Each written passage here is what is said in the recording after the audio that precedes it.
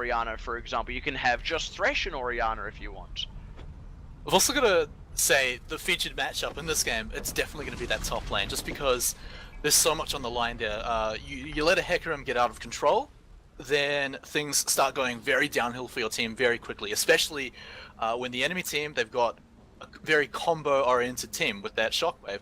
However, at the same time, you don't want an Aurelia to get out of control too.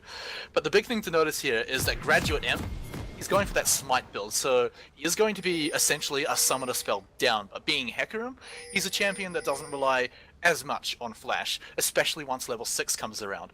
But what that means is jungle pressure can be applied to the top lane as long as Omegazis makes his way up there at least once before level 6 comes around and tries to get a lot of pressure on the Graduate M. Because he doesn't have Flash, there's a fair chance they may be able to find something up there. And once again, whoever gets a slight lead in that top lane is going to be the one that gets ahead, because they'll just start snowballing out of control and start being able to zone the other person completely away. But we are into the Rift, we are finally loaded in, and it's going to be the first match of the Oceanic Collegiate Championship, Deakin Esports against UNSW Poros.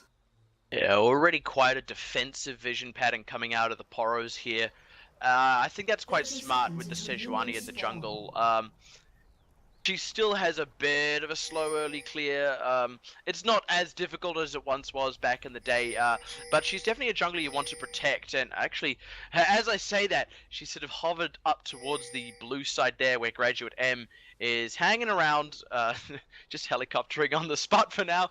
But yeah, very defensive line of wards, and also a very heavy warding pattern as well. So I think that's quite a smart move, but it also means we're probably not going to see any level 1 action. No one-man Nautiluses. And, well, it's not very much of a surprise. It's the first match of a big tournament. This could very well be the first time these teams are even facing each other. And so they don't want to go for any risks, because this group stage, it's fairly important. You want to make that top 2. And you only get 2 shots at facing each team. You lose one because of a silly play early on, then that can just be a real downer on the rest of the tournament, because you've got to remember that these teams are all playing 6 matches today. So if something goes wrong because of a silly mistake in the start of the game, that can definitely affect your performance for the rest of the tournament. So definitely going for the safer plays is the greatest option right now, especially in the very first match of the tournament today. Definitely, we saw External Rage and Evils starting off on that Gromp, so they're going to have a little bit of a gold advantage coming into lane. Of course, it's not real gold just yet, insofar as they haven't cashed it in. Nice catch on the pro drop, and I was actually about to say, it does give them the level advantage. I wonder if they're going to try and push that level advantage. They certainly have the opportunity, and I think it's quite important to keep that Jinx zoned from CS, especially when you've got Graves. Yeah, and the same thing actually happened up in the top lane as well. Graduate M, of course, taking Smite, and also being Hecarim, so a fairly decent jungler anyway. I was able to take out a camp, no problem, and then make it up back to the top lane. He actually went for boots, rather than any kind of potions, any kind of ward, so he's looking to get a bit of an earlier advantage up there, and you can already see from the level advantage, he is starting to zone out Irrecusable just a little bit, just with the threat of his damage. Dash onto Juker in the bottom lane. Quite turn into anything, but good damage going down onto him. External Rage is low, but he's actually been low ever since picking up that Gromp. Yeah, but there's still not a huge amount of kill potential down there, especially when you've got a Morgana going up against the Thresh. Black Shield really negates a lot of the power that Thresh can pull out in terms of pick potential. So, yeah, once again, I don't think there's going to be too many kills down there in the bottom lane, but there is a decisive advantage for Evils and External Rage right now, as they are showing right up against the turret. Oh, a gank! Oh, nice gank onto Ye. He's going to quite handily flash out of trouble there, but very good movements by the Gragas. I believe it is DL Paylan. My absolute apologies. His name is Gragas, and that's what his name is going to be. I'm not going to try and add the QQ and the string of numbers and all that jazz. I will likely just call him Paylan. Wow, another catch onto Pro Job actually. The bottom lane, External Rage doing really good work with these bindings. Oh, Pro Job might have got a little bit too close, but no, here comes the Gragas. Evil splashing away. That might have been a little bit early. He looks like he wants to turn around. Depeylan is behind him. He's going on to Juker, but no, he is going to go down now. Juker and Depeylan are chasing out External Rage, looking to get the final one on him. Don't know if they're going to be able to get there. Nice binding onto De Peylan. DL Peylan, I'm not sure. And External Rage is going to get out alive. But we were just talking about the good presence there by Peylan, and there he goes, you know, more pressure, and this time he turned it into a kill. Oh no, Yay in trouble. Wow, Graduate M all the way down from the top lane, just swiping up a nice quick kill there like it ain't even a thing. And you know, you've got to kind of factor the boots pick up from the early camp into that, because he was able to get there down there in time, and you know, yeah, he just saw the enemy jungler down in the bottom lane and assumed he was safe. But of course, you've got to consider the fact that Hecarim is a champion with so much mobility and was so easily able to get into a great position to take out the kill. And the fact that they knew that Ye's flash was down, all of his escapes were down, and now they've got such an easy target. Cassiopeia is a champion that doesn't have a lot of escapes, and the mid lane might be the shortest lane, but with champions like Gragas and Hecarim roaming around the map, without your flash, you are a sitting duck. It's actually a really clever move, like you said, you know, normally it's the jungler that follows up on a burn flash, but this time the jungler went, no, I'm going to make some action elsewhere, and it was the top laner that roamed down, and like you said, with that Hecarim, you can do that. Also interesting, on his way back up, Peylan slipped a sneaky little ward into that red side Gromp, which was just picked up. So they have full information of where Sejuani was and what she was doing before she went back to base. Pretty good vision control all up. And the story might start to change as the junglers do hit level 6, and that's going to be when Omega's as well in the bottom lane. Ooh, Evil's a little bit caught. Nice Black Shield, going to keep him away from those chompers there. Going to stay nice and safe. External Rage hasn't had quite as many golden bindings since returning to lane, but will definitely be looking for them. Still has a little bit of a level advantage there. Oh, I don't think Chi-Chi's seen this. No, Chi-Chi hasn't seen this. Oh no, that's too close. Omega is right there. There goes Omega, gonna hold on to everything first. Chi-Chi doesn't want to blow that flash just yet. Already has the shockwave, but no follow-up going to come in from Ye just there. Wow, Chi-Chi's going back into it. That's because Peylan is there on the side. Might want to go over that wall with Body Slam. Isn't going to go for it just yet. If it came to a fight, there's no two ways about it. Chi-Chi has the advantage here with that level 6. It's a real rush for Ye to pick up that ultimate as soon as possible.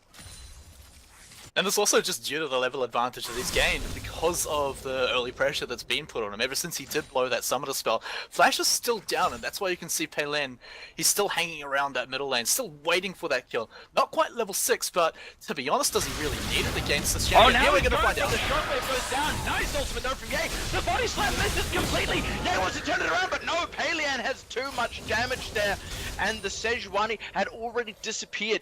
That was almost the turnaround. But Gragas still brings a lot of early damage to those sorts of fights, and I don't think there was enough respect for that on the side of Ye. Evil's meanwhile at the bottom lane, getting a bit of damage down onto Juka, but nothing more coming out of that. See, once again, Peylan heading towards that bottom lane, but they do finally have a ward in that river bush, so they're going to be a little bit safer now.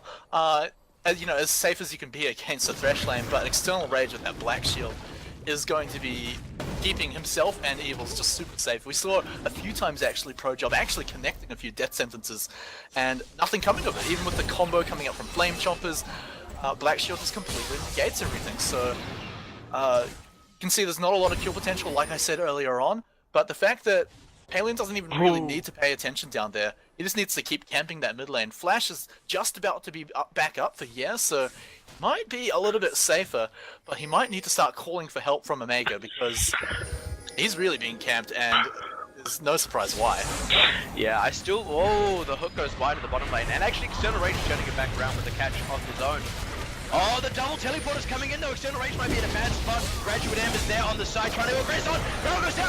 There goes Hecarim right in the middle of the fight. Graduate M is still on External Rage, but nothing's happened. Irrecusable right in the middle. There's the Sejuani ultimate, and it is an absolute fiesta in the bottom lane. A lot of glowing red health bars, but nothing happening quite yet. Irrecusable is still hot on the heels of Graduate M and Juka. I don't know if Juka's fast enough to get out of here, and with those External Rage bindings, they could go for a dive. They just need to push up this minion wave. It's such a tense situation here.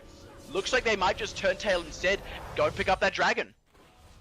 Now everyone's ultimates are down except for the mid laners, and those are both high impact ultimates. However, you can see that Peylan is way back in the base, so this dragon is going to be zero contest straight over to Poros, who, despite being 3 kills behind, managing to pick up that dragon is going to alleviate a lot of that pressure and make it a little bit easier for them to make it to the late game, where perhaps as long as they play the team fights right, they'll have a bit of an advantage in terms of raw power. A little bit of a shame actually that Chi-Chi wasn't there when that dragon was being taken, because it's such a great location for the Orianna Shockwave. Like, it is almost the exact same shape, that dragon pit. That's exactly where you want an Orianna to try and contest those. Yeah, a circle. Circles are great. But in all seriousness, you know, that's something Orianna is so good at doing, contesting those objectives. Well, another hook went wide. Ooh, binding just wide on Pro Drop. That could have been a Thresher in a bit of a sticky spot. But yeah, Chi-Chi stuck around in that mid lane, did pick up that extra bit of CS, which is by no means a bad thing, but they lost the ability to contest that dragon. And while he is slightly ahead of Ye in the mid lane, the fact that Ye was able to roam, and you've also got to consider Chi-Chi has had a lot of attention paid to his lane. He's had his jungler come in and back him up, babysit him a little bit, but as I'm talking about that, Alien right at the top lane, gonna dive down. Irrecusable though, he's staying cool and calm and collected. He's gonna make it like Michael Jackson and beat it, blowing the flash there to get back under the tower. So you can see, you know, Palian trying to affect the map all over the place, hasn't quite found a gank for a while, but might turn his eyes towards the mid lane once again. Oh no, he's still hanging up in that top lane. Not sure what he's trying to find up there. Irrecusable, he may have blown his flash, but... Oh, Chi-Chi again, we're gonna walk right into Omega Ziz. There goes the ultimate there. Ragas off to the side. Ye doesn't quite connect with the stun, but it's a slow instead. Now here comes Palian, picks up Ye. It's just gonna be a wet noodle fight now as the Gragas and the Boar Rider nuke it out. Nothing else happening there. 1-for-1 traded in the mid lane. Ye may be going a little bit too aggressive there. Now Irrecusable and Graduate M want to skirmish. Omega Ziz is actually still around. Graduate M is going to make like my dad and leave. Oh my god. In any case, Graduate M, he's about to finish up that Cinderhawk build. Same story over for Omega as well. So those beefy, tanky champions are going to increase that by a lot and actually start putting out some damage to the team fights, as long as those team fights do get extended for a little while. We might see Palian come back into the mid lane, and you can already see that, you know, Yeah has been calling his jungler. Omega has been paying attention and keeping him a little bit safe. Without Palian there, he doesn't need to keep him safe. He was able to actually move in and pick up a kill against Chi-Chi. And, you know, it's quite nice for a champion like Cassiopeia, who does actually need to scale into the late game, does need to get the stacks up. But at the same time, Orianna's a champion who isn't too worried about not doing too well. You still have that ultimate, as long as Graduate M is going to be tanky enough to get into the backline, or even in the same story, Palian, if he's tanky enough to get into the backline, then he's got a way to get his shockwave to make a big impact in the team fight. So while there's no reason he can't do well, it doesn't matter too much if he does get camped. You know what I'm looking forward to, Smite? I'm looking forward to these teleports coming off cooldown. Because both Graduate M and Irrecusable use them to get down to that bottom lane. Irrecusable is right in the middle of the big Aurelia power spike. He can absolutely out-trade the Hecarim in this window if he wants. And actually, we might see exactly that. No, Graduate M is going to get out of there. And Smite picking up the minions, but Irrecusable is having one hell of a time. Actually, no, Graduate M might be in trouble again. Still has that ultimate if they need a last-minute escape. There it goes! And is going to try and get away from Omega Ziz. We're seeing Chi-Chi and Ye both start to roam up from the bottom lane. Graduate M still trying to slip out of there, but he's going to walk right into Ye. No, still sneaking away around the side. Going to make like an exorcist and get the hell out of here. Sneaking through the towers now. Graduate M is just leading Ye in a wild goose chase. Yeah, and he needs to get a little bit of damage. That's going to be it. Now that's going to be a kill going over to Ye. Graduate M had no good way out of that. Blew the ultimate to get out in the wrong direction. And now Palian trying to punish it with the blue take. Might be in trouble himself. Omega Ziz is here again. There he goes. He's going right into the middle of it, but Chi-Chi is still safe on the backside. So is Zhuka. The shockwave only catches one. Evil's off to the side. He's getting thrown down the damage. Pro Jump in the middle of the fight. He is still alive though. Palian is low. Ye still alive. Finally goes down. Everyone is low in this fight, but now External Rage and Evils might want to chase out Zhuka and Chi-Chi. No, they do not. Irrecusable feels like he's a bit too low for this fight. Going to try and get away off the other side of that wall. No. Oh, it's the teleport. Oh, not quite enough. No, it is going to be enough. Oh, the stun under the tower. Graduate M is in a world of trouble now. And Irrecusable has a long way to go still. Throws out that ultimate. Graduate M couldn't quite chase that whole thing out. So that is now the teleport for Graduate M blown, while Irrecusable held on to his, all things considered, advantage in that fight to the Poros. And you've got to kind of question the engage there by Deakin. They had the Lantern, they got Palian out. By all accounts, they could have gotten out of that fight, but the trigger was pulled. Chi-Chi threw out the shockwave, and at that stage it only hit Omega, and then he had a black shield thrown on top of it. Yet they chose to engage anyway, despite having a way out. They knew it was a 4v5. Unfortunately, I guess they got a bit too trigger happy and just took the unfavorable fight. All things considered though, they didn't come out of that completely crushed, which you would normally expect in a 4v5 like that. So it is something to say about their power in the game right now, but you do have to look at the gold after that team fight. It's within 500 gold of each other. However, Poros do hold the lead with that one dragon pickup already. And speaking of that, 3 seconds until the next one comes up, and we do have Irrecusable up on the top lane, but his teleport is available, and so both teams are going to start vying for vision control, or maybe just flat out going for the dragon straight away. All ultimates up except for Ye, I believe. I might actually just be missing that, but it does look like Deakin are going to be able to pick that up. Oh, Omega might be in trouble. There goes the barrel, slipping him against the wall. Pro Drop stunned up on the backside. Graduate M is going to go aggressive onto that. Omega with the flash. Ye holding on to that ultimate, doesn't want to use it to save his teammate, and Omega is going to go down like a progress. And that whole time, Irrecusable had the option to teleport down. He didn't choose to do so. He did manage to get a tower in the top lane, but that's not a huge thing right now, especially in the mid game when the mid towers, the bottom towers, are going to be the important targets to get you that vision control around the all-important dragon buffs. Sure, that top tower might be a little bit more important later on when Baron's on the table, but that's not going to be for a long time, especially if the game continues as it's going right now. 300 gold within each other, dragons completely even. A bit of a tower advantage to the Poros though. Yeah, a little bit. That top, like you said, not super important, especially not as important as the mid lane. But when you leverage it against picking up the bottom tower as well, I would call that about an even trade, especially seeing as the Poros are going to be able to turn that into a little bit more gold soon. The moment they get the opportunity to go back, of course, if Evils doesn't go back, then it's a lot for a little. Rage hovering around the mid lane still looking for those catches.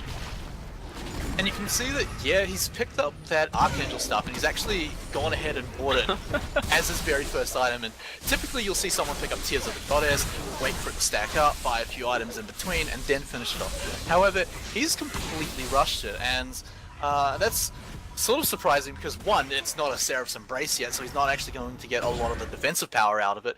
And two, there are so many other items that can give him a lot of power to bring into the team fights, because like I said before, later on in the later stages of the game, in late phase, the Poros have a better team fight in terms of raw power. As long as the combos don't go off for Deakin, then the Poros, you know, just by their raw damage, the raw stats that they've got, then they'll start winning team fights. However, when you're building Archangel Staff first, that's going to make it even harder to get to that late game phase. It feels like he's trying to force the late game before he's really there in a way. He's picked up the Giant's Belt as well, so he's looking to go into a Rylai's if I don't miss my guess, which I feel like is a smart choice for him on that Cassiopeia. I mean, he's squishy, he doesn't have heaps of escapes, and that's where I can see the advantage of trying to get that Seraph's Embrace as early as possible, because at the end of the day, it might not be massively defensive at this point, but he's going to have that defensive spike earlier than if he just waited and picked up something else in between. Not much earlier, but it could be all that he needs. Vision just going to be swept out across the board here. Both teams into a bit of a lull, trying to seek out the next big thing, as it were. Chi-Chi going to clear out some more wards. The other one is going to go down there in just a moment. And the Vision has fallen right over the way of... oh, hold on. Wow. Palian just taking that binding like nothing's wrong. I've got to give the skirmish advantage right now is definitely in favor of Deakin Esports. because they've still got the combos, which mean a lot more in the mid-game phase, but at the same time, they've picked up Righteous Glory on Kalien, so it's going to allow them to maneuver around, take the fights that they want. Oh, look at this positioning by Omega's is. I think he went on top of a ward. Now, actually, he might be getting close to the pond. Throws out the ultimate defensively. They're not going to have that for a fight now. Graduate M is thundering his way down to that bottom lane. He's going to get there faster than Irrecusable could ever hope to know. He's going to turn tail, head back up to mid. Meanwhile, the rest of his team happy to stick around in that bottom lane.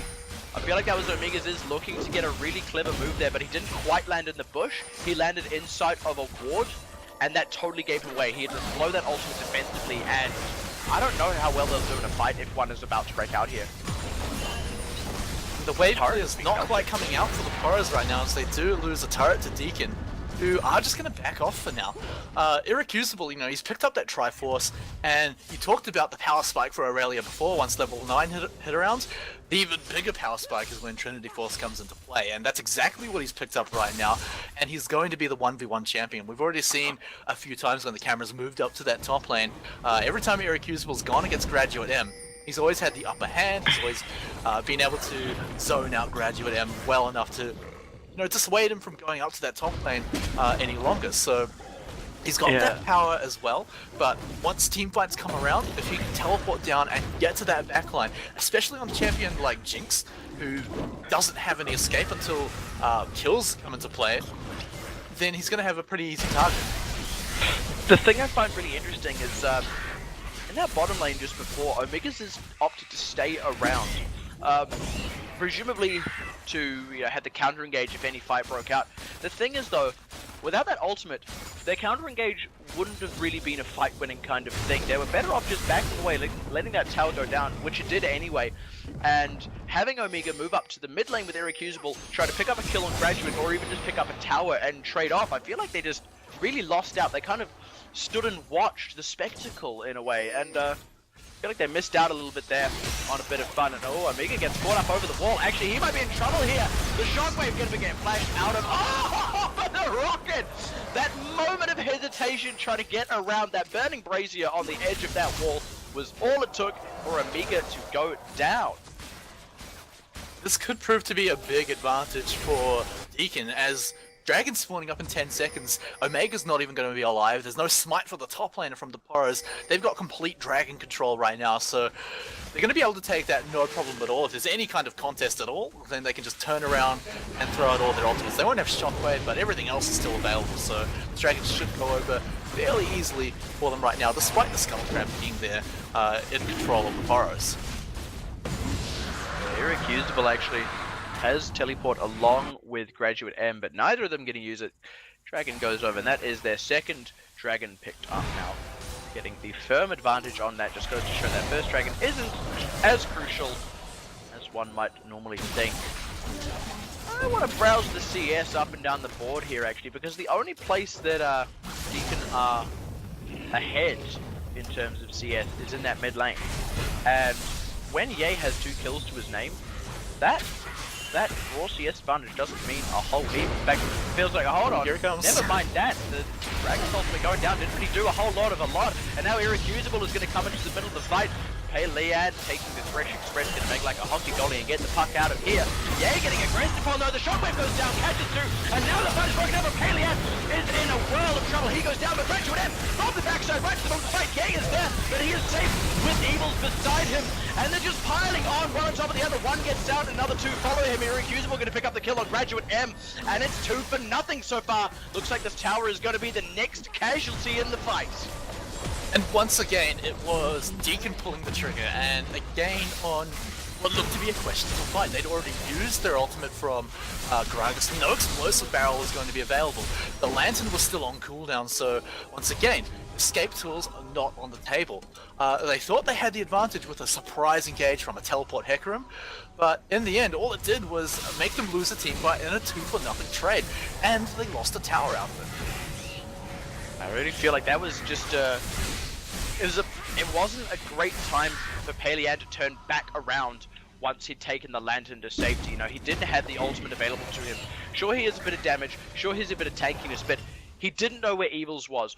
He only really knew where Ye was, but didn't really know how much damage Ye could bring to bear, what cooldowns Ye had available.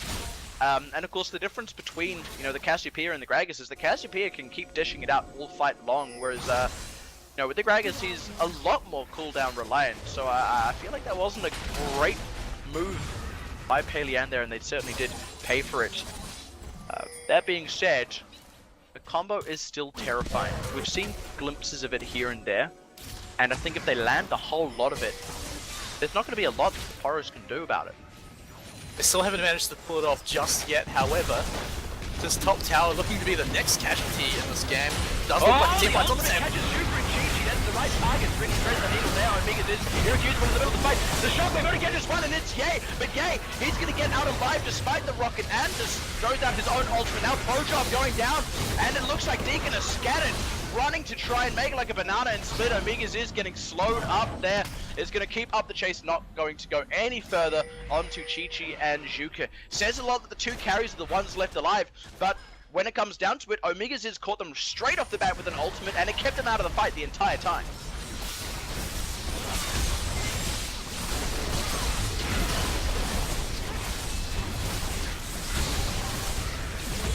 Baron being picked up here now. And that one is going to go over to the Poros, who have really had a big showing in these last two team fights. You know, we were saying that Deakin quite possibly had the stronger team fight if they got everything down. They have yet to do that, and they're running out of time to do that. They're running out of time to get their wombo combo and you know, get the crucial team fights and get the win. The longer this game goes on, the scarier Ye gets, the scarier Evils gets, and Irrecusable does curb out a little bit, but you know, is still a massive threat to Zhuka and Chi-Chi, especially Zhuka. We've said that before. And yeah, I want to bring it back to that team fight as well. It was the fact that they pulled off an alright combo. It got a lot of targets, but it didn't get the key targets, or if it did, it didn't finish them off. It didn't allow them to take them out of the fight, because we saw Ye and Evil sitting at the back of the fight. They were kind of low. They're about half health. They obviously took some damage from that fight. However, Deakin weren't able to finish them off, and so that just let them put out their consistent damage that those two champions are pretty well known for. Sure, Graves doesn't want to burst, but he's still a marksman, still can put out a huge amount of damage over time. So the fact that they weren't able to take them out straight away was what allowed the Poros to come out on top in that fight. And it just goes to show that while there's a lot of AoE wombo combo potential coming out from Deakin, they need to pull it off perfectly, otherwise the consistent damage coming out from Poros is going to rip them to shreds. The other thing with that fight is Ye got caught out about as much as he ever could be, and still didn't go down. Some of that was, of course, that Zhuka and Chi-Chi were caught up on the backside of the fight for longer than they were hoping for, because of Omega's beautiful threading the needle. But even so, you know, the rest of the team didn't have the damage to take out one of the squishier members of the team. And I guess it goes to show, you know, we were talking about it before, Ye was looking to get the tankiness from that Seraph's Embrace as early as possible, and in that fight, it paid off. As we are moving later on, we are 27 minutes into the first game, and there's already a 5... Oh, was that a blue steal? Wow. No. Yeah. No, that was same team, so of course it wasn't a steal. Right. Oh. Maybe he stole it from Graves, who knows. But in any case, it's a 5,000 gold lead, which isn't huge this far into the game, but it definitely shows a nice advantage. They might be one dragon behind, but that could be soon to change, as the next dragon's about to spawn up, and the positional advantage is heavily in favor of the Poros, and everything, it's really on the onus of Deakin right now. They've got to pull off the right team fight. They've got to get the right combo off to even hope to contest it. And never mind. Slippery Fatman with the smite steal is able to get in and out before you even know what's going on. I was actually just about to say that the Dragon Pit is exactly where they might want to look for that wombo combo fight, but they didn't even go for that. And I feel like what they did was about as effective as they could hope for without being too risky. So very good steal there. Keeps them ahead in terms of the Dragons, but still firmly behind with the gold by about 5,000 at the 28-minute mark. It was definitely the smartest play though, because just with the positional advantage that the Poros had, there was no way that Deakin could hope to win a team fight there. So they pulled out, you know, their fail-safe plan. Get Gragas in, go for a smite. He misses it, so what? Lantern's there, they get out. They don't really lose anything. And it paid off. It was the best play possible to make, and it was great for Deakin to do that. Now they've got the movement speed buff, so once again they have even more control over when team fights are going to happen, and whether they can take advantage of any of the Poros being out of position. And so, you add into the fact that they've got Righteous Glory, they can pull off the perfect team fights that they are looking for. And it's either going to be that, or they look for picks, because they don't particularly have great split pushing. They don't particularly have excellent siege when you consider the wave clear coming out from Poros. So they really do need to look for those good team fights or picks. And the movement speed coming from the Dragon buff and Righteous Glory are going to allow them to find those. Yeah, I feel like Poros are really in just a good position to keep pushing the lead further and further ahead. The only thing to note actually is they've had a fairly weak vision game. I mean, you even look right now when they've got a massive lead, they've got huge pressure down in terms of turrets. They've only got 2 wards down. One of them is a vision ward way in their own jungle. They've got, 3 wards down, 2 of which are vision wards in their own jungle. There's a lot more wards on the side of Deakin, and there has been the entire game. In fact, the only time of the game the Poros had more wards was at the very start with that level 1. They asked to strong enough trying to get a few more down to sweep out some positions. Actually, just a double ward there. I mean, Double the vision. I hate saying it, but it feels like maybe they're just not communicating about their vision game as much as they really need to. In any case, they are still commanding the vision control in this side of the jungle, just because as long as they're not too out of position, then Deakin can't take advantage of it, so they can walk through their jungle, start plopping down wards, clearing out the enemy wards. Here comes the teleport though. Deakin are looking for a flank. Wow, and he's way away from the rest of the team actually. Irrecusable is nowhere near though. He's going to teleport in now. This could be the 5v5. Eagles in the air getting caught up by Mojob. No! Mojob, the Hunter becomes the Hunter. The Eagles down, external race in the middle of the fight. Low but not dead yet. Evil's picking up kills left, right, and center. Omega's is going right into it. Chi on the backside. He's going to get out as fast as humanly possible. Graduate M has become a master of running away, and we're going to see exactly that again. Good escape by those 2 members of Deakin. Not so much for the rest of them. Oh my gosh, I might have spoken too soon. No, Graduate M is still going to be able to get out. Just make like a Rastafarian and blow this joint. And it looked like an alright flank engage. However, Graduate M, yes, he had the teleport home guard, but he got there well before his team was able to get in there. We did see, yeah, he had to throw out the Petrifying Gaze on only 1 target, and it was not a priority target at all, so he was taken out of the fight almost immediately. But the beefy front line that comes out from Irrecusable and Omega was allowed, it allowed the Poros to stay in there, and they still had Evils up. He was still the consistent damage. They need to take out both of those targets if Deakin want to start winning the team fights. And just because it got so extended later on, the wombo combo effect kind of wore off, and once again, Deakin weren't able to pull off the perfect team fight, which means they weren't able to pull off the victory in the team fight at all either. So they are now sitting solidly behind 8,000 gold, 2 dragons ahead, fortunately for them, but in terms of, once again, raw power, raw stats, the Poros are so far ahead that it's going to be very hard for them to start pulling off these perfect team fights. It really is. And even then, the Poros, they're beefy enough, and they've been smart under pressure. They've been able to react really well. When their squishies get in trouble, they're able to reposition while still dishing out damage, and balancing the two quite nicely. They know when to go aggressive, they know when to back off a little. There were points at which they struggled with getting that balance right during the laning phase, but now that it's down to team fights, they're really showing their strength. Once again, they're getting the positional advantage, which, it sounds great for any team to have the positional advantage, but against a team that relies on the wombo combos and the perfect team fight, I mean, I keep saying that, but it's so key to the strategy for Deakin. It affects them so much. It gives them the power to basically do whatever they want. Say, they're sitting there saying, come at us, bro, and forcing Deakin to go for a team fight that perhaps maybe they don't really want to go for, or it'll be too risky to go for, or maybe they'll slip up and not get the perfect team fight. I mean, we've been saying it the whole way along. To get back in this game, Deakin need to get that wombo combo team fight. The thing is, it's looking less and less likely that they'll get it, and They can only stall out the game for so long. Alien getting caught out, take a bit of damage, but he is going to get out alive. Nothing really being burned on the side of Poros to get that damage down. It just goes to show how risky it is for Deakin to even try and get in position for these one comments. But oh no, this is a big catch! Is he only going to get Alien? Actually, the shockwave goes wide on absolutely everyone. Amiga's into the back line with Irrecusable. Pro-Job is low, but he isn't down yet. Juker and Chi-Chi doing a great job of cutting out the damage. There goes the rocket, but it doesn't pick up anything. Now Graduate M in trouble. He's going to make like Santa Claus and leave your presence. Chi-Chi is now the focus. Walking away as fast as a Clockwork Girl can, is going to be able to get out of that. But again, 2 members of Deakin going down. And this has just been the theme of every single one of these team fights. The Poros get a good fight, no one dies, and they pick up at least 2 kills.